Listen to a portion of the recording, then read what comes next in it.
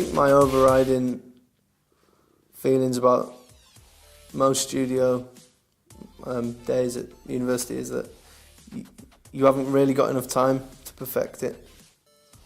When it came to vision mixing, which I was doing, we only had kind of an hour or so, and I'd never done it before, and the first few takes were really kind of stressful. But I know for a fact that if I'd had a good few hours to sort of run through and really get familiar with the console, I don't think I'd have struggled at all.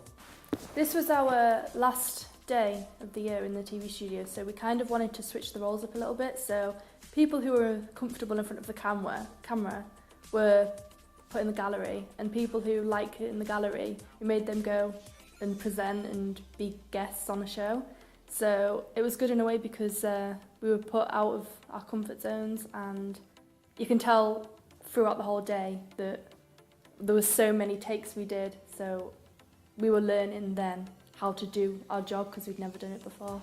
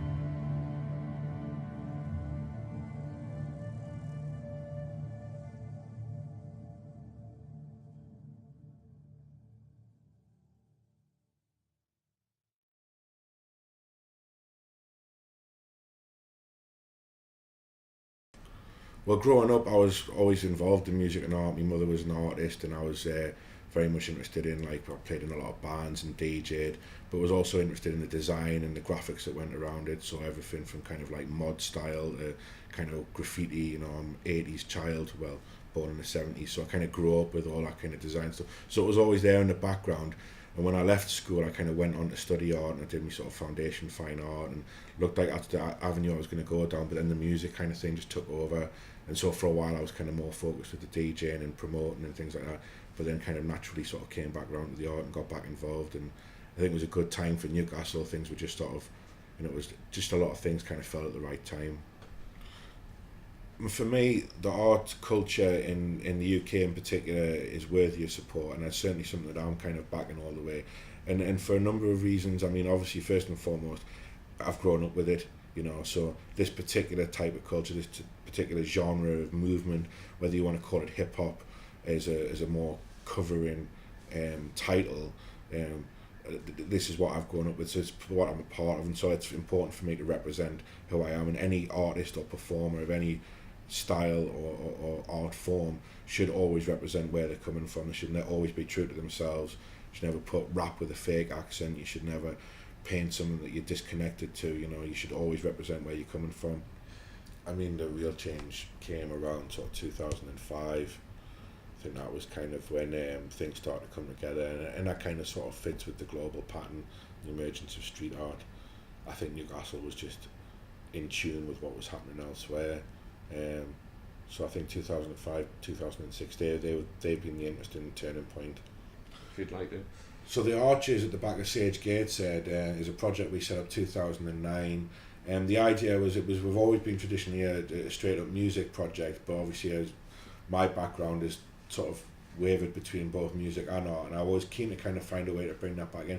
I'd had a lot of successes nationally with developing training programs using music as an engagement tool to support literacy and numeracy development, and what I wanted to kind of do was then bring in the art forms and replicate that model. So this is what we've set up, this is what we've been running now since 2009, very successfully, work with young people and giving them an engagement opportunity, the first point of contact sometimes in the creative arts. We organise a whole range of different events across the year. So I mean, on a weekly basis we've got a sketchbook session which runs every Wednesday at a local bar. Everyone comes together, has a little bit of a draw, a few pints. It's more of a kind of social thing, really bringing the artists together, and it's a right mixture of artists, so you get everything from kind of like graffiti writers to illustrators to artists and photographers, so you get a right good sort of melting pot of ideas, and it's just a nice little place just to pep your energy up a little bit, you know. That's the kind of sort of on a week-to-week basis.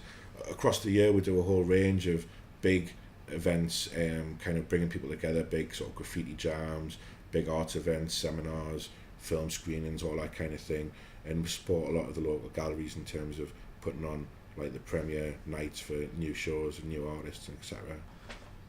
I've been to a lot of shows locally with a lot of local artists. I think it's important to support the scene. So, you know, I would tend to go almost kind of regardless, because I'll know the people that are helping put it on, or it'll be a local gallery that's sort of pulling it together, and it's important that everyone in the community supports these things, otherwise we don't have them, simple as, you know. But also because there is a lot of talent out there at the moment, you know, and it is a really interesting time in Newcastle to go out and see work. Chiba Love had a show recently at Tower Gallery that was, you know, that was really interesting. Like, I believe he's working on a solo show coming up soon, which will be another one to check out. So there's a lot of interesting stuff going on at the moment, and it's always important to support your scene, even if you don't like everything that you see. You know, go out there and have an opinion, because that opinion feeds into the community develops, the community grows, everyone benefits.